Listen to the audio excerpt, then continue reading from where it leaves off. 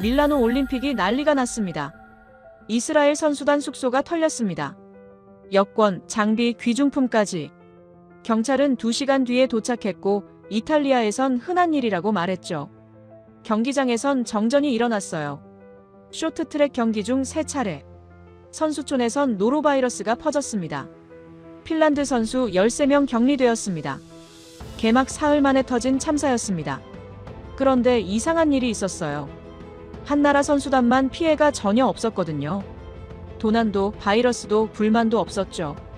오히려 선수촌 복도엔 구수한 공국 냄새가 났고 밀라노 코리아 하우스 부스에서는 이탈리아인 수백 명이 3시간째 줄을 서 있었습니다. 바로 그때부터였습니다. IOC 회의실에서, 외신 기사에서, 선수들 입에서 8년 전 평창 올림픽이 다시 거론되기 시작했어요. 도대체 무슨 일이 벌어지고 있는 걸까요? 지금 공개됩니다. 한국 최고라고 댓글을 남겨주세요. 여러분의 구독과 좋아요는 아주 큰 힘이 됩니다. 여권이 흩어진 바닥을 보는 순간 나는 이게 정말 올림픽이 맞나 싶었습니다. 이스라엘 봅슬레이 팀 숙소는 난장판 그 자체였어요. 강제로 열린 문, 뒤집힌 캐리어, 사방에 흩어진 옷가지들. 선수들은 멍한 표정으로 빈 서랍을 바라보고 있었죠. 에이스 파일럿 AJ 에델만은 손에 남은 건 아무것도 없다는 듯 두 손을 허공에 펼쳐 보였습니다. 여권이요. 선수 6명의 여권이 전부 사라졌어요. 훈련 장비도, 개인 물품도, 심지어 현금까지. 에델만은 자신의 SNS에 이렇게 적었습니다. 수천 달러 상당의 물품을 도난당했다고. 올림픽을 준비하던 중이었는데 말이죠. 정말 힘겨운 시즌이라고. 나는 데이비드 톰슨입니다. 미국 스포츠 전문지 기자로 20년간 올림픽을 쫓아다녔죠. 밴쿠버, 소치, 평창, 베이징. 5번째 동계 올림픽이 밀라노였어요. 그동안 크고 작은 문제들을 봐왔지만 올림픽 선수단 숙소에 도둑이 들다니. 이건 처음이었습니다. 몇 시간 전만 해도 나는 밀라노 시내 호텔에서 체크인을 마친 참이었어요. 개막을 이틀 앞둔 시점. 가방을 풀고 노트북을 켜자마자 긴급 속보가 떴습니다. 이스라엘 선수단 숙소 침입 사건. 나는 곧장 택시를 잡았죠. 코르티나담페초 인근 아파트 숙소. 선수들이 훈련을 마치고 돌아왔을 때 이미 문은 열려 있었고 안은 완전히 뒤집혀 있었다고 합니다. 누군가 급하게 뒤진 흔적이 역력했어요. 서랍마다, 침대 밑마다, 옷장마다. 경찰이 도착하기까지 2시간이 걸렸습니다. 2시간이요. 올림픽 선수단이 피해를 입었는데도 말이죠. 도착한 경찰은 조서를 받으면서 이렇게 말했어요. 이탈리아에선 흔한 일이라고. 소매치기와 절도로 악명 높은 곳이니 조심했어야 한다고. 나는 그 말을 듣는 순간 어이가 없었습니다. 올림픽 기간인데도, 국제 행사 중인데도, 선수들을 보호할 책임은 어디 갔나요? 다른 기자들과 이야기를 나누던 중 흥미로운 정보를 하나 들었습니다. 한국 선수단 숙소는 피해가 전혀 없다는 거예요. 같은 지역, 같은 시간대인데 말이죠. 한 현지 스태프는 이렇게 귀띔했어요. 한국 측에서 숙소 주변에 야간 순찰을 요청했다고. 보안 카메라 설치도 미리 확인했다고 하더군요. 나는 고개를 끄덕였습니다. 그래, 한국답네. 저들은 항상 그랬으니까. 문득 8해 전 평창이 떠올랐어요. 그곳에선 단 한 건의 도난 사고도 없었습니다. 외국 관광객이나 선수로부터 사건 사고 신고가 한 건도 들어오지 않았죠. IOC도 역대 가장 안전한 올림픽이라고 평가했었어요. 나는 당시 취재 노트에 이렇게 적었습니다. 밤 11시에 호텔 밖을 걸어도 두렵지 않은 도시. 평창은 그랬어요. 하지만 여기는 밀라노입니다. 개막도 하기 전에 선수들이 여권을 잃어버렸어요. 에델만은 출전 자체가 불확실해졌죠. 여권 재발급까지 시간이 얼마나 걸릴지 아무도 모릅니다. 숙소 밖으로 나오니 다른 국가 선수단 관계자들이 모여 있었어요. 모두들 불안한 얼굴이었죠. 우리도 위험한 거 아니냐고, 경비를 강화해달라고, 조직 위에 항의해야 한다고. 나는 택시에 올라타며 생각했습니다. 이상하다고. 왜 유독 한국만 달랐을까? 같은 올림픽인데, 같은 개최국인데 왜 어떤 곳은 완벽하고 어떤 곳은 이 모양일까? 핸드폰 화면에 또 다른 속보가 떴습니다. 내일 경기장 점검 일정. 나는 한숨을 쉬었어요. 이제 시작인데 벌써 이런 일이 터졌다니. 앞으로 무슨 일이 더 일어날지 모르겠더군요. 이튿날 저녁 밀라노 아이스 스케이팅 아레나로 향했습니다. 쇼트트랙 혼성 계주 예선이 예정되어 있었거든요.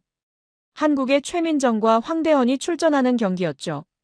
경기장에 들어서자마자 이상한 소리가 들렸어요. 드르륵, 드르륵. 전동 드릴 소리였습니다. 나는 주변을 둘러봤죠. 경기장 바로 옆 유리창 너머로 공사 현장이 보였어요. 작업자들이 벽을 뚫고 있었습니다. 지금 올림픽 경기 중인데 말이죠. 옆자리 프랑스 기자가 헤드셋을 벗으며 인상을 찌푸렸어요. 저 소음 좀 어떻게 안 되나? 나도 고개를 끄덕였습니다. 선수들이 집중해야 하는 순간인데 저 소리는 마이크에도 고스란히 잡히고 있었어요. 경기가 시작됐습니다. 한국팀이 출발선에 섰고 총성이 울렸죠. 김길리가 첫 주자로 나섰어요. 속도가 붙기 시작했고 관중석에서 함성이 터져나왔습니다. 바로 그때였어요. 갑자기 경기장 전체가 어두워졌습니다. 조명이 꺼진 거예요. 전광판도 멈췄고 심판석 모니터도 검은 화면으로 바뀌었죠. 빙판 위의 선수들은 당황한 표정으로 속도를 줄이며 서로를 바라봤습니다. 정전이었습니다. 올림픽 경기 한복판에 말이죠. 관중석이 술렁이기 시작했어요. 사람들은 핸드폰 플래시를 켜고 어떻게 된 거냐며 서로 물었죠. 나는 시계를 봤습니다. 오후 6시 40분. 한창 경기가 진행될 시간이었어요. 몇 분 후 비상전원이 켜지면서 희미한 조명이 들어왔어요. 하지만 전광판은 여전히 작동하지 않았고 중계 카메라도 멈춰 있었습니다. 경기장 안내방송이 나왔죠. 기술적 문제로 잠시 중단한다고. 곧 재개될 거라고. 프랑스 기자가 비웃듯 말했어요. 백업 시스템도 없나 봐. 실제로 그랬습니다. 메인 전력이 끊겼는데 예비 전원이 제대로 작동하지 않았어요. 주최 측은 원인을 파악 중이라고만 반복했죠. 나는 빙판 위 선수들을 지켜봤습니다. 대부분은 당황한 기색이 역력했어요. 코치들과 이야기를 나누고 몸을 풀며 대기하고 있었죠. 그런데 유독 한국 선수들만 침착했습니다.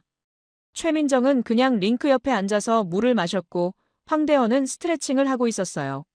마치 이미 예상했다는 듯이 말이죠. 옆에 앉은 이탈리아 기자에게 물었습니다. 저 선수들 왜 저렇게 태어나죠? 그는 어깨를 으쓱했어요. 한국 선수들은 원래 멘탈이 강하잖아요. 아마 이런 상황도 훈련받았겠죠. 멘탈의 문제가 아니었습니다. 준비의 문제였어요. 저들은 이런 변수까지 고려하는 나라에서 왔으니까요. 30분이 지나서야 전력이 완전히 복구됐습니다. 전광판이 다시 켜지고 조명이 정상으로 돌아왔죠. 경기가 재개됐지만 이미 리듬은 깨진 상태였어요. 선수들은 다시 몸을 풀어야 했고 관중들은 집중력을 잃었습니다. 경기 후 믹스존에서 캐나다 코치를 만났어요. 그는 고개를 저으며 말했습니다. 이건 말도 안 돼요. 올림픽에서 정전이라니. 선수들 컨디션이 완전히 망가졌어요. 나는 취재 수첩에 적었습니다. 정전 1번, 복구 시간 30분, 백업 시스템 미작동. 프레스룸으로 돌아가는 길에 베테랑 영국 기자를 만났어요. 그는 한숨을 쉬며 말했죠. 8회전 평창 기억나? 거기선 오지 시범 운영에 4K 생중계까지 완벽했잖아. 단 한 번의 정전도 없었고. 근데 여긴 이 모양이야. 맞는 말이었습니다. 평창은 세계 최초로 오지를 올림픽에 도입했어요. 차세대 통신 기술을 시험하면서도 단 한 번도 끊김이 없었죠. 4K UHD 생중계로 전 세계 시청자들이 완벽한 화질로 경기를 봤습니다. 나는 당시 기사에 이렇게 썼었어요. 기술의 올림픽 평창. 하지만 밀라노는 달랐어요. 기본적인 전력 공급조차 불안정했습니다. 호텔로 돌아와 SNS를 확인했습니다. 이미 현장 영상이 돌아다니고 있었어요. 어두워진 경기장, 당황한 선수들, 멈춘 전광판. 해시태그는 해시태그 밀라노 올림픽 정전, 해시태그 이게 올림픽이냐. 다음 날 아침 조직위는 공식 사과문을 냈습니다. 예상치 못한 전력 과부하였다고 재발 방지를 위해 최선을 다하겠다고. 하지만 그날 오후 또다시 정전이 발생했어요. 피겨 스케이팅 연습 시간 중이었죠. 나는 노트북을 열고 8개 전 평창 취재 파일을 찾았습니다. 거기엔 이런 메모가 있었어요. 3중 백업 전력 시스템, 실시간 모니터링, 예비 발전기 상시 대기. 평창은 모든 것을 준비했었습니다. 혹시 모를 상황까지 대비했죠. 그래서 완벽했던 거예요. 나는 창밖을 바라봤습니다.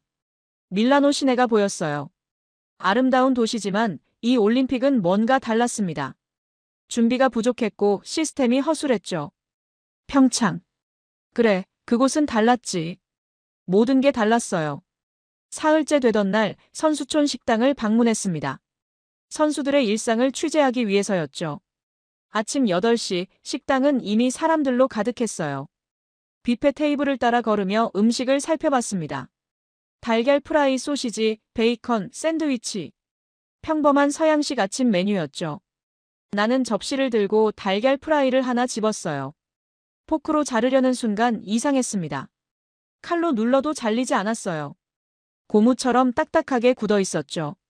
언제 조리한 건지 모르겠지만 분명 오래전이었습니다. 식어도 한참 식은 상태였어요. 옆 테이블에 앉은 캐나다 선수가 머핀을 반으로 갈랐습니다. 그런데 속이 전혀 익지 않았어요. 반죽이 그대로 흘러내렸죠.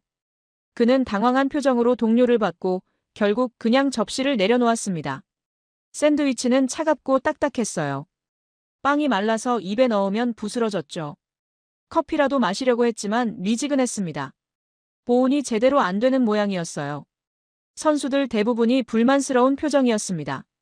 어떤 이는 그냥 과일만 집어들었고 어떤 이는 아예 식당을 나가버렸죠. 노르웨이 바이애슬론 선수와 짧게 이야기를 나눴어요. 음식이 별로죠? 그는 고개를 끄덕였습니다. 매일 똑같아요. 샌드위치, 파스타, 샐러드. 뜨거운 음식이 그리워요. 올림픽 선수들은 하루에 수천 칼로리를 소모합니다. 제대로 된 영양 공급이 필수죠. 하지만 여기선 그게 보장되지 않았어요. 단백질은 부족하고 탄수화물만 반복되고 온도 관리는 엉망이었습니다. 점심시간에 다시 식당에 갔을 때 더 심각한 소식을 들었습니다. 핀란드 아이스하키 팀에서 노로바이러스 확진자가 나왔다는 거예요. 한 명이 아니라 13명이었습니다. 핀란드 팀 매니저는 급하게 조직위와 통화하고 있었어요. 목소리가 높아졌죠. 13명이에요. 전부 격리해야 한다고요. 선수들은 즉시 별도 공간으로 옮겨졌고 훈련은 물론 경기 일정까지 전면 재검토에 들어갔습니다. 의료진이 식당을 점검했어요. 급식 위생 관리가 부실했다는 결론이 나왔죠. 조리 과정, 보관 온도, 배식 시스템 전반에 문제가 있었습니다. 스위스 대표팀 코치는 아예 선수들에게 식당 음식을 먹지 말라고 지시했어요. 바깥에서 사 먹어라. 컨디션이 더 중요하다. 하지만 모든 팀이 그럴 여유가 있는 건 아니었죠. 예산이 부족한 나라 선수들은 어쩔 수 없이 선수촌 음식을 먹어야 했습니다. 나는 조직위 관계자에게 물었어요. 급식 시스템을 개선할 계획이 있나요? 그는 난처한 표정으로 답했습니다. 최선을 다하고 있습니다만 인력과 예산에 한계가 있어서요. 한계라니요. 올림픽인데 말이죠. 저녁이 되자 또 다른 문제가 터졌습니다. 선수촌 밖에서 시위 소리가 들려왔어요. 올림픽 개최를 반대하는 시민단체들이었죠. 환경 파괴와 경제적 부담을 이유로 연일 집회를 열고 있었습니다. 밤 10시가 넘었는데도 폭죽 소리가 계속 터졌어요. 쾅, 쾅. 경찰이 최루탄을 쏘고 시위대는 다시 폭죽으로 응수했죠. CNN 보도에 따르면 물대포까지 동원됐다고 합니다. 선수들은 잠을 잘 수가 없었어요. 내일 경기를 앞둔 선수들도 있었는데 말이죠. 어떤 선수는 귀마개를 하고 잤고 어떤 선수는 아예 다른 숙소로 옮기기까지 했습니다. 나는 창밖을 바라봤어요. 저 멀리 시위대의 불빛이 보였습니다. 올림픽을 환영받지 못하는 도시. 선수들이 제대로 쉬지도 먹지도 못하는 선수촌. 이게 정말 올림픽이 맞나 싶었습니다. 복도를 걸어 나오는데 이상한 냄새가 났어요. 구수한 냄새였습니다. 국 끓이는 냄새 같았죠. 선수촌 식당에선 맡아본 적 없는 냄새였어요. 나는 냄새를 따라 복도 끝으로 걸어갔습니다. 한국 선수단 구역이었어요. 문틈 사이로 김이 새어나오고 있었죠.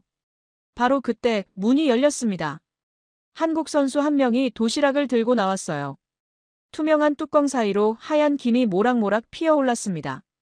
밥과 반찬이 담긴 도시락이었죠. 뜨거운 상태였어요. 선수는 복도를 지나 자기 방으로 들어갔습니다. 나는 그 모습을 멍하니 바라봤어요. 뜨거운 밥이요. 지금 여기서? 다른 선수들은 차가운 샌드위치로 끼니를 때우고 노로바이러스에 걸려 격리되고 시위 소음에 잠을 설치는데 한국 선수들은 뜨거운 밥을 먹고 있었습니다. 나는 취재 수첩에 적었어요. 한국 선수단 급식 시스템, 내일 취재 필요. 호텔로 돌아가는 차 안에서 생각했습니다. 왜 한국만 다를까? 같은 선수촌인데, 같은 조건인데, 왜 저들만 제대로 된 음식을 먹고 있을까? 내일은 저곳을 취재해봐야겠다고 결심했습니다. 저 냄새의 정체를, 저 뜨거운 도시락의 비밀을 알아내야 했어요. 밤하늘에 또 폭죽이 터졌습니다. 쾅! 시위는 여전히 계속되고 있었죠. 다음 날 아침 일찍 나는 다시 선수촌으로 향했습니다. 어젯밤 그 냄새가 자꾸 생각났거든요. 뜨거운 김이 나던 도시락도요. 한국 선수단 구역 입구에서 잠시 망설였어요. 허락 없이 들어갈 순 없었죠. 마침 대한체육회 관계자가 지나가길래 말을 걸었습니다. 안녕하세요. 미국 기자인데요. 한국 선수단 급식 시스템을 취재하고 싶은데 가능할까요? 그는 흔쾌히 안내해줬어요. 물론이죠. 저희 자랑거리니까요. 복도를 따라 걸어가니 본격적으로 냄새가 났습니다. 구수한 곰탕 냄새였어요. 문을 열고 들어서자 작은 주방이 나타났습니다. 아니, 주방이라기보다는 소형 급식센터에 가까웠죠. 가스레인지 위에 큰 냄비가 놓여 있었어요. 조리사 한 분이 국자로 저으며 간을 보고 있었습니다.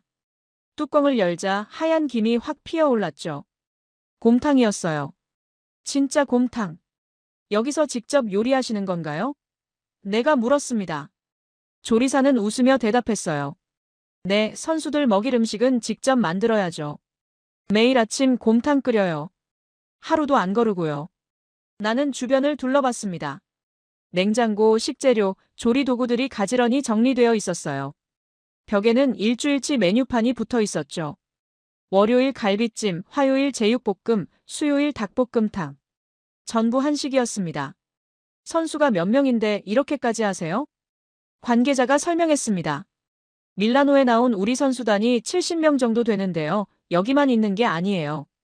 코르티나 담페초, 리비뇨까지 세 지역의 급식센터를 운영하고 있어요. 조리 인력만 36명입니다. 36명이요. 선수 70명을 위해 조리사 36명이라니. 예산은요? 이번 올림픽에만 22억 원 정도 투입했어요. 나는 숨이 턱 막혔습니다. 22억 원. 급식에만요? 관계자는 계속 설명했습니다. 우리 선수들 대부분 산악지역에서 경기하잖아요. 리비뇨는 해발 2000m가 넘는 고지대고 영하 20도까지 떨어져요. 거기서 차가운 샌드위치 먹으면 컨디션 유지가 안 돼요. 그래서 발열 도시락 시스템을 도입했죠. 발열 도시락? 나는 고개를 갸우뚱했어요. 조리사가 하나를 꺼내 보여줬습니다. 일반 도시락처럼 생겼는데 바닥 부분이 특이했어요. 여기 이 줄 보이시죠? 이걸 당기면 특수 발열체가 작동해요. 몇 분 안에 뜨끈하게 데워져요. 군대 전투 식량 원리랑 비슷해요. 실제로 시연을 보여줬습니다. 줄을 당기자 지글지글 소리가 나더니 정말로 김이 피어올랐어요. 뚜껑을 열자 밥과 제육볶음, 김치, 나물이 담겨 있었습니다. 김이 모락모락 나는 따끈한 상태였죠. 이걸 매일 만드세요? 점심, 저녁 두 끼요. 아침은 여기서 직접 먹고요. 나는 믿기지 않았습니다. 영하 20도 알프스 산 중에서도 선수들이 뜨거운 밥을 먹을 수 있다니. 조리사가 뚜껑을 연 냄비를 보여줬어요. 오늘은 곰탕이에요.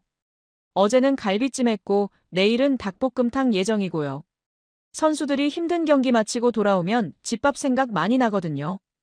그때 다른 조리사가 재료를 손질하고 있었어요. 떡을 썰고 있더군요. 떡이요?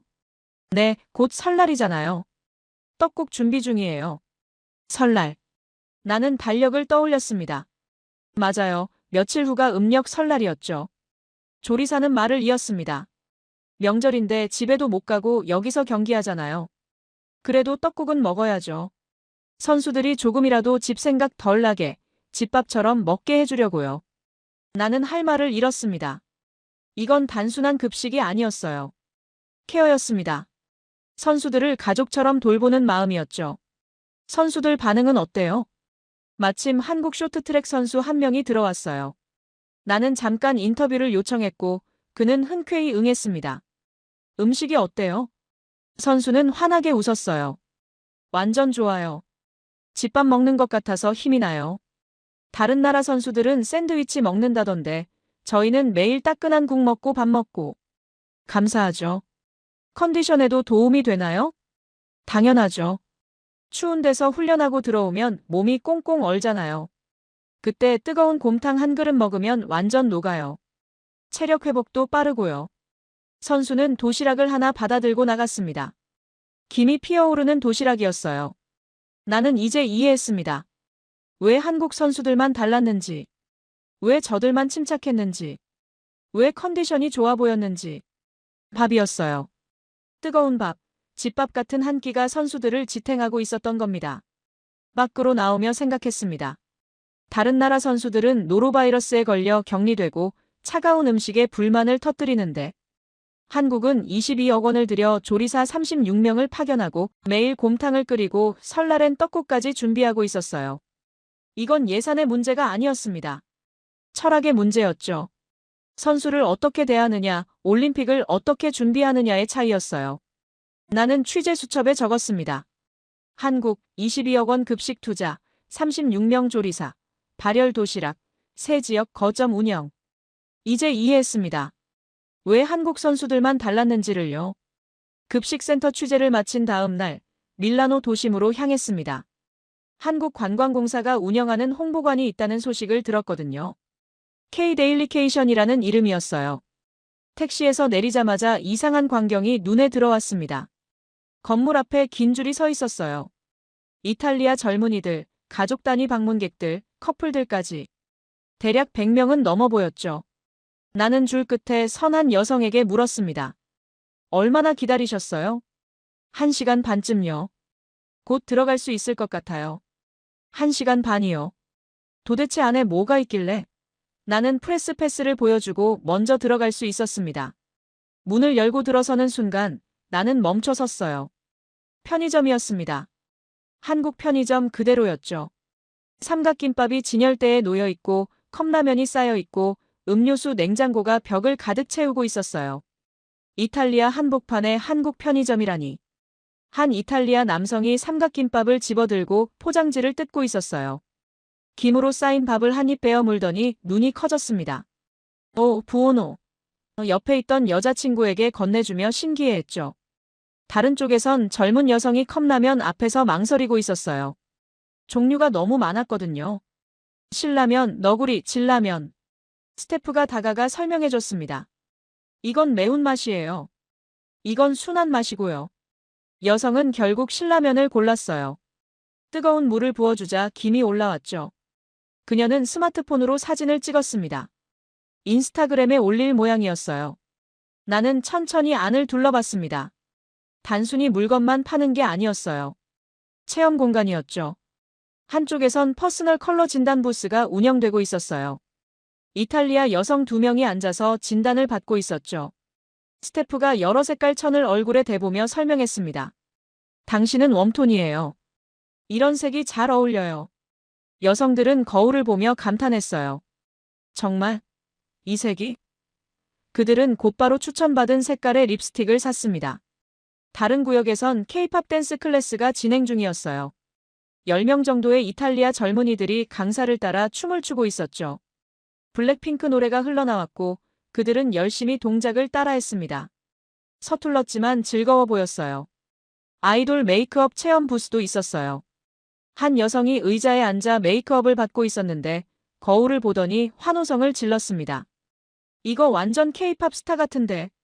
친구들이 사진을 찍어줬죠. 나는 한국관광공사 직원에게 물었습니다. 반응이 어때요? 그는 웃으며 답했어요. 예상 이상이에요. 하루 방문객이 500명은 넘어요. 주말엔 1000명 가까이 와요. 대기 시간이 3시간까지 늘어날 때도 있어요. 3시간이요? 편의점 체험하려고요? 다른 나라 홍보관은 보통 어때요? 대부분 전통 문화나 관광지를 전시하죠. 한복 입어보기, 전통 공예품 전시, 그런 거요. 근데 저희는 다르게 접근했어요. 일상을 보여주기로 했죠. 일상. 맞는 말이었습니다. 여기엔 화려한 전통도 거창한 랜드마크 사진도 없었어요. 그냥 편의점이었고 삼각김밥이었고 퍼스널 컬러 진단이었고 케이팝 댄스였죠. 한국 사람들이 일상에서 즐기는 것들이었습니다. 한 이탈리아 남성이 삼각김밥 포장지를 들고 한글을 읽으려 애쓰고 있었어요. 이게 뭐라고 쓰인 거예요? 스태프가 설명해줬죠. 참치 마요예요. 투나 마요네즈. 그는 고개를 끄덕이며 포장지를 찬찬히 살펴봤습니다.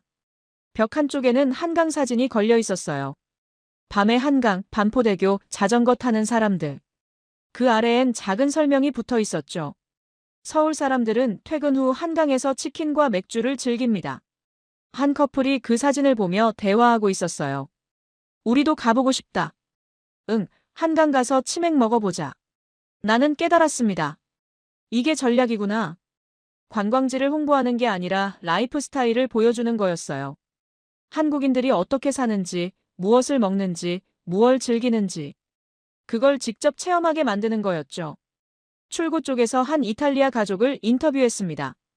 아버지는 손에 컵라면 2개를 들고 있었고, 딸은 케이팝 굿즈를 가방에 넣고 있었어요. 어땠어요? 아버지가 웃으며 답했습니다. 정말 재미있었어요. 한국이 이렇게 현대적인 나라인 줄 몰랐어요. 꼭 가보고 싶어졌어요. 딸이 끼어들었죠. 저 이번 여름에 서울 가고 싶어요. 진짜 편의점 가보고 한강도 가보고 명동도 가고. 진짜 생활이 궁금해진 거예요. 사진 속 관광지가 아니라 한국인들의 일상이요. 밖으로 나오니 여전히 긴 줄이 이어져 있었습니다. 사람들은 기꺼이 기다리고 있었어요. 삼각김밥 하나 먹어보려고, 퍼스널 컬러 진단받으려고, 케이팝 춤 배우려고. 나는 취재 수첩에 적었습니다. 코리아 하우스, 1일 방문객 500명 이상, 대기시간 최대 3시간, 편의점 콘셉트 대성공. 한국은 화려함이 아니라 진정성으로 승부했습니다. 거창한 걸 보여주지 않았어요. 그냥 진짜 모습을 보여줬죠. 그게 먹혔습니다. 택시를 타고 호텔로 돌아가며 생각했습니다. 이게 한국이구나. 급식센터에서 곰탕을 끓이는 것도, 편의점을 통째로 옮겨놓는 것도 전부 같은 철학이었어요. 진심으로 대하는 것, 가식 없이 보여주는 것. 그리고 사람들은 그 진심을 알아봤습니다. 호텔방으로 돌아와 노트북을 켰습니다. 오늘 취재한 내용을 정리하려고 했죠. 한국급식센터, 코리아 하우스, 편의점 콘셉트. 하나같이 인상적이었어요. 하지만 키보드에 손을 올린 채 멈춰 섰습니다. 뭔가 더 필요한 것 같았거든요. 비교 대상이요. 나는 서랍을 열고 오래된 취재 노트를 꺼냈습니다. 8해 전 평창 올림픽 때 쓴 노트였어요. 표지에는 이렇게 적혀 있었죠. 평창 2018 한국의 첫 동계 올림픽. 첫 페이지를 펼쳤습니다. 개막전 메모들이 빼곡했어요. 개최지 선정 과정, 3번의 도전 끝에 성공. 2003년 밴쿠버의 패배, 2007년 소치의 패배, 2011년 드디어 유치. 3번이나 도전했었죠. 포기하지 않았어요. 그만큼 간절했다는 뜻이었습니다. 다음 페이지로 넘겼습니다. 안전에 관한 기록이 나왔어요. 안전 기록, 대회 기간 중 외국 관광객 및 선수로부터 단 한 건의 사건 사고 신고도 없음. IOC 토마스 바흐 위원장 발언 역대 가장 안전한 올림픽. 나는 펜을 들고 밑줄을 그었습니다. 단 한 건도요. 밀라노에선 개막 전부터 도난 사건이 터졌는데. 이스라엘 선수단 여권까지 털렸는데. 평창은 달랐어요. 나는 당시 취재 노트에 이렇게 적었었죠. 밤 11시 호텔 밖 산책. 두렵지 않음. 거리 곳곳에 경찰, 자원봉사자. 외국인 보면 먼저 도움 제공. 야간 순찰이 철저했습니다. 선수촌 주변은 물론이고 숙소 지역까지 빈틈없이 관리했죠. 치안 문제로 불안해하는 선수가 단 한 명도 없었어요. 페이지를 넘기자 기술 관련 메모가 나왔습니다. 세계 최초 오지 시범 운영 올림픽. 4K UHD 생중계. 3중 백업 전력 시스템. 실시간 모니터링. 예비 발전기 상시 대기. 나는 손가락으로 글자를 짚었습니다. 3중 백업이요. 밀라노는 기본 백업조차 제대로 작동하지 않았는데. 평창에선 단 한 번의 정전도 없었어요. 개폐 회식부터 모든 경기까지 완벽한 중계가 이루어졌죠. 오지 기술로 실시간 멀티뷰 서비스까지 제공했습니다. 전 세계 시청자들이 원하는 각도에서 경기를 볼 수 있었어요. 당시 미국 방송사 프로듀서가 했던 말이 기억났습니다. 이건 단순한 올림픽 중계가 아니에요. 기술의 쇼케이스예요. 밀라노에선 경기 중 불이 꺼졌죠. 30분 동안 선수들이 대기했어요. 백업 시스템은 미작동. 전광판도 멈췄고요. 다음 페이지엔 교통 관련 기록이 있었습니다. 역사상 가장 컴팩트한 올림픽 배치. 평창 마운틴 클러스터와 강릉 코스탈 클러스터 두 곳의 경기장 집중. 셔틀버스 시스템 역대급. 대기시간 거의 없음. 정시 운행률 98%. 컴팩트했어요. 이동거리가 최소화됐죠. 선수들이 경기장 간 이동으로 지치지 않았습니다. 밀라노는 어땠나요? 밀라노, 코르티나 담페초, 리비뇨. 세 지역에 분산됐어요. 이동만 몇 시간씩 걸렸죠. 선수들 불편이 이만저만이 아니었습니다. 의료 관련 페이지를 펼쳤습니다. 사전 격리 의료 시스템. 선수촌 입촌 전 건강검진 의무화. 감염병 모니터링 실시간 체계. 노로바이러스 발생 건수 제로. 제로요. 단 한 건도 없었어요. 밀라노에선 핀란드 팀 13명이 노로바이러스에 걸렸죠. 급식 위생 관리가 부실했고 사전 점검도 제대로 안 됐어요. 평창은 달랐습니다. 선수촌 급식 시스템을 몇 달 전부터 점검했어요. 조리 과정, 보관 온도, 배식 동선까지 전부 시뮬레이션했죠. 문제가 생길 여지를 아예 차단했습니다. 급식 관련 페이지가 나왔어요. 24시간 온도 유지 급식. 선수별 맞춤 메뉴 제공. 종교 알레르기 고려. 한식, 양식, 중식 선택 가능. 뜨거운 음식 보장. 뜨거운 음식이요. 한겨울 평창에서도 선수들은 따뜻한 식사를 했어요. 보온 시스템이 완벽했거든요. 밀라노 선수촌에선 달걀이 고무처럼 굳어 있었죠. 샌드위치는 차갑고 머피는 익지도 않았어요. 나는 노트 마지막 페이지를 펼쳤습니다. IOC 관계자 인터뷰 내용이 적혀 있었어요. 토마스 바흐 IOC 위원장 발언 선수촌과 경기 시설에 만족하지 못하는 사람은 단 한 명도 없었던 최초의 올림픽일 것이다. 단 한 명도요. 그 아래 내가 손으로 쓴 메모가 있었습니다. 평창은 선수를 손님이 아니라 가족처럼 대한다. 나는 펜을 내려놨습니다. 맞아요. 그게 핵심이었어요. 밀라노는 선수들을 손님으로 대했습니다. 최소한의 서비스만 제공했죠. 경기장 옆에서 공사하고 차가운 음식 주고 도난 사고에도 느긋하게 대응했어요. 하지만 평창은 달랐습니다. 선수들을 가족처럼 대했어요. 안전을 최우선으로 했고 먹거리를 세심하게 챙겼고 편의를 위해 모든 걸 준비했죠. 그게 지금 밀라노 한국 선수단에서도 이어지고 있었습니다. 22억 원 급식 투자, 조리사 36명, 곰탕 매일 끓이기, 설날 떡국 준비. 전부 같은 마음에서 나온 거예요. 나는 창밖을 바라봤습니다. 밀라노 야경이 보였어요. 아름다운 도시였죠.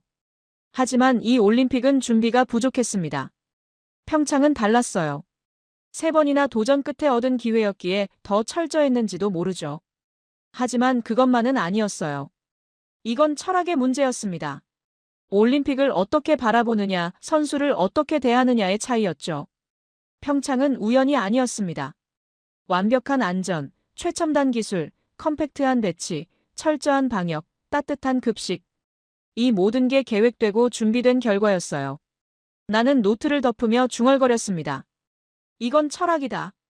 한국은 올림픽의 기준을 바꿔놓았어요. 평창 이후 세상은 올림픽을 다르게 보기 시작했습니다. 단순히 경기만 치르는 게 아니라 선수를 어떻게 케어하느냐가 중요해진 거죠. 그리고 지금 밀라노에서 그 차이가 극명하게 드러나고 있었습니다. 노트를 서랍에 넣으며 결심했습니다. 이 이야기를 써야겠다고. 평창이 무엇이었는지, 밀라노가 무엇을 잊었는지 세상이 알아야 한다고요. 다음 날 오전 IOC 본부 관계자와 인터뷰 약속이 잡혔습니다. 프랑스 출신 올림픽 조정관 피에르 뒤부아였어요. 그는 지난 15년간 여러 올림픽 운영을 감독해온 베테랑이었죠. 밀라노 시내 카페에서 만났습니다. 피에르는 에스프레소를 주문하며 한숨을 쉬었어요. 힘든 대회예요, 솔직히. 어떤 점이요? 그는 잠시 망설이다가 입을 열었습니다. 모든 게 예상보다 엉망이에요. 도난 사건, 정전, 노로바이러스. 개막 전부터 이 정도면 앞으로가 더 걱정이죠. 평창과 비교하면 어때요? 피에르의 표정이 바뀌었습니다. 평창이요? 완전히 다른 세계였죠. 제가 감독했던 올림픽 중 최고였어요. 그는 커피를 한 모금 마셨습니다. 평창 이후로 올림픽 기준 자체가 바뀌었어요. IOC 내부에서도 그 얘기를 해요. 앞으로 모든 개최국은 평창을 벤치마크해야 한다고. 구체적으로 어떤 점이 달랐나요? 피에르는 손가락을 하나씩 펴며 말했습니다. 첫째, 안전. 단 한 건의 사고도 없었어요. 선수, 관광객, 자원봉사자 모두 안전했죠. 둘째, 기술. 오지 시범 운영, 4K 중계, 완벽한 전력 시스템. 정전? 상상도 못했어요. 셋째, 케어. 선수들이 평창만큼 만족한 올림픽은 없었어요. 나는 수첩에 받아 적었습니다. 밀라노는 왜 이렇게 됐을까요? 피에르는 고개를 저었어요. 준비 부족이죠. 예산 문제라고들 하는데 전 그렇게 생각 안 해요. 이탈리아도 선진국이에요. 돈이 없어서가 아니라 우선순위를 잘못 잡은 거예요. 우선순위요? 네. 화려한 개막식, 멋진 경기장 건물에만 집중했어요. 정작 중요한 건 놓쳤죠. 선수 안전, 급식 위생, 전력 백업, 의료 시스템. 이런 게 기본인데 말이에요. 피에르는 창밖을 바라봤습니다. 한국은 달랐어요. 화려함보다 실용성을 택했죠. 보이는 것보다 보이지 않는 곳에 투자했어요. 그래서 완벽했던 거예요. 나는 고개를 끄덕였습니다. 맞는 말이었어요. 밀라노는 뭘 했나요? 멋진 경기장을 지었지만 바로 옆에서 공사가 계속됐죠. 선수촌을 만들었지만 급식 위생은 엉망이었어요. 올림픽을 개최했지만 도난 사건을 막지 못했습니다. 평창은 달랐어요. 3중 백업 전력 시스템을 갖췄고 사전 방역을 철저히 했고 야간 순찰을 강화했죠. 보이지 않는 곳까지 신경 썼어요. 한국이 특별한 이유가 뭘까요? 피에르는 잠시 생각하다가 답했습니다. 철학이 다른 것 같아요. 한국 사람들은 완벽주의자예요. 디테일에 집착하죠. 작은 것 하나까지 놓치지 않으려 해요. 완벽주의. 나는 지난 며칠간 본 것들을 떠올렸습니다. 곰탕을 매일 끓이는 조리사들. 설날 떡국을 준비하는 세심함. 발열 도시락 시스템. 편의점을 통째로 옮겨놓은 코리아 하우스. 삼각김밥 포장지에 한글을 읽으려는 이탈리아인들을 위해 설명해주는 스태프들. 전부 디테일이었어요. 작은 것까지 챙기는 마음이었죠. 평창 때 기억나는 일화가 있나요? 피에르가 웃었습니다. 많죠. 제일 인상 깊었던 건 셔틀버스였어요. 정시 운행률이 98%였거든요. 98%요. 눈 오는 겨울에 말이에요. 버스 기사들이 정말 대단했어요. 여기는요? 정시에 오는 버스가 반도 안 돼요. 선수들 불만이 엄청나죠. 나는 고개를 끄덕였습니다. 그게 바로 차이였어요. 평창은 작은 것도 놓치지 않았습니다.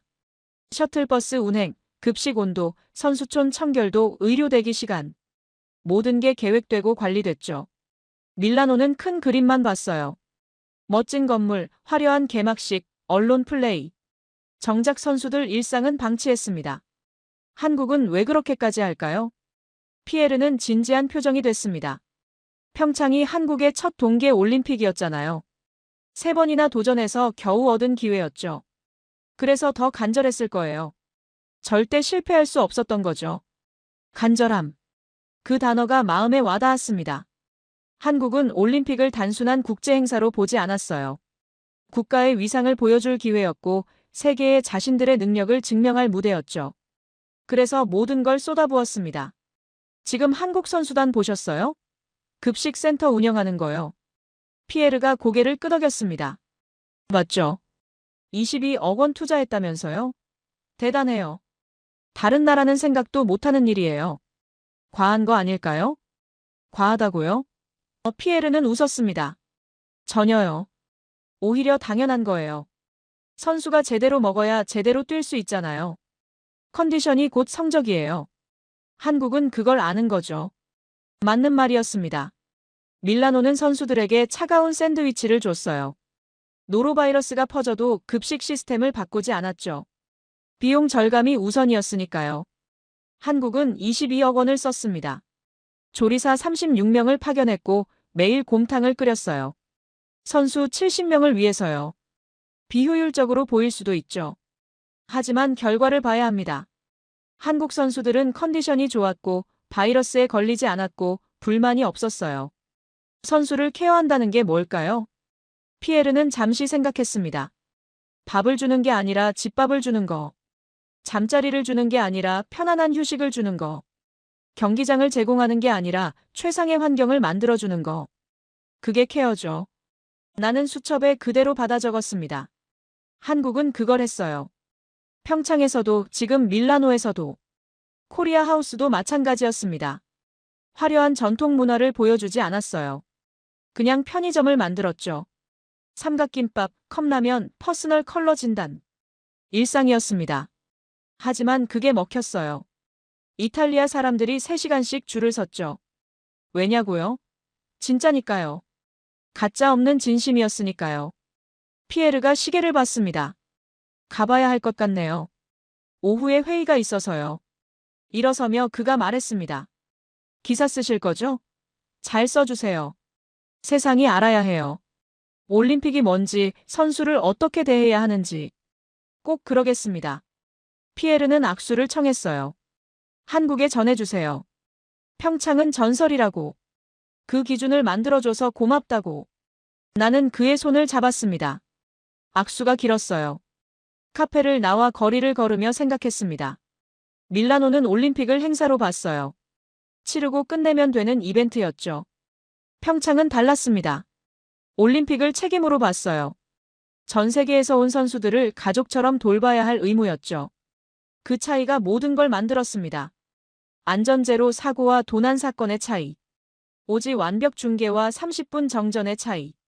따뜻한 곰탕과 딱딱한 달걀의 차이. 이건 예산 문제가 아니었어요. 철학의 문제였습니다. 한국은 올림픽의 정의를 다시 썼어요. 평창 이후 세상은 바뀌었죠. 그리고 지금 밀라노에서 그 차이가 명확하게 드러나고 있었습니다. 나는 호텔로 돌아가며 결심했습니다. 내일이면 기사를 쓰겠다고. 세상이 알아야 한다고요.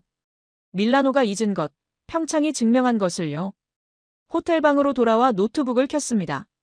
커서가 깜빡이는 빈 화면이 나를 기다리고 있었어요. 손가락을 키보드 위에 올렸습니다. 지난 일주일간 본 것들이 머릿속을 스쳤죠. 도난당한 여권, 꺼진 조명, 딱딱한 달걀, 격리된 선수들. 그리고 곰탕 냄새, 김이 나는 도시락, 삼각김밥 앞에 선 긴 줄, 평창 취재 노트. 제목부터 써야 했습니다. 나는 잠시 생각하다가 타이핑을 시작했어요. 밀라노가 잊은 것, 평창이 증명한 것. 딱 맞는 제목이었습니다. 이 한 줄이 모든 걸 담고 있었죠. 본문을 쓰기 시작했습니다. 8년 전 한국은 세상에 새로운 기준을 보여줬다. 2018년 평창 동계 올림픽. 그곳에서 올림픽은 단순한 스포츠 행사가 아니었다. 선수를 대하는 철학이었고 완벽을 향한 집념이었으며 세계에 대한 약속이었다. 손이 빨라졌습니다. 문장들이 쏟아져 나왔어요. 평창에선 단 한 건의 안전사고도 없었다. 외국 관광객도 선수도 자원봉사자도 모두 안전했다. IOC는 이를 역대 가장 안전한 올림픽이라 평가했다. 밤 11시에 거리를 걸어도 두렵지 않은 도시였다. 나는 밀라노의 이야기를 썼습니다. 하지만 2026년 밀라노는 달랐다. 개막 전부터 이스라엘 선수단 숙소에 도둑이 들었다. 여권, 장비, 개인 물품이 사라졌다. 경찰은 2시간 뒤에 도착했고 이탈리아에선 흔한 일이라고 말했다. 대조를 명확하게 했습니다. 평창은 세계 최초로 오지를 올림픽에 도입했다. 4K UHD 생중계가 이뤄졌고 3중 백업 전력 시스템이 가동됐다. 단 한 번의 정전도 없었다. 밀라노에선 경기 중 불이 꺼졌다. 30분간 선수들이 어둠 속에서 대기했다. 백업 시스템은 제대로 작동하지 않았다. 급식 이야기를 썼습니다. 평창의 선수촌 급식은 24시간 온도가 유지됐다. 선수별 맞춤 메뉴가 제공됐고 종교와 알레르기까지 고려했다. 노로바이러스 발생은 제로였다. 밀라노 선수촌에선 달걀이 고무처럼 굳어 있었고 핀란드 팀 13명이 노로바이러스에 감염됐다. 한국의 현재를 담았습니다. 흥미로운 건 8년이 지난 지금도 한국은 여전히 같은 철학을 유지하고 있다는 점이다. 밀라노 올림픽에서 한국은 22억 원을 투입해 급식센터를 운영 중이다. 조리사 36명이 세 지역에 배치됐고 매일 곰탕을 끓인다. 영하 20도 알프스 산중에서도 선수들은 뜨거운 밥을 먹는다. 발열 도시락 시스템까지 갖췄다. 코리아 하우스 이야기도 넣었습니다. 밀라노 도심의 한국 홍보관은 편의점을 콘셉트로 꾸며졌다. 삼각김밥과 컵라면을 체험하려는 이탈리아인들이 3시간씩 줄을 선다. 화려한 전통이 아닌 진짜 일상을 보여주는 전략이다. 그리고 그게 통했다. IOC 관계자 인터뷰 내용을 인용했습니다. IOC 조정관 피에르 뒤부아는 말했다. 평창 이후 올림픽 기준이 바뀌었습니다. 앞으로 모든 개최국은 평창을 벤치마크해야 합니다. 토마스 바흐 IOC 위원장은 당시 이렇게 평가했다.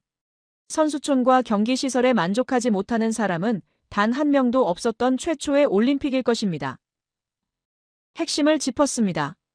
차이는 예산이 아니었다. 철학이었다.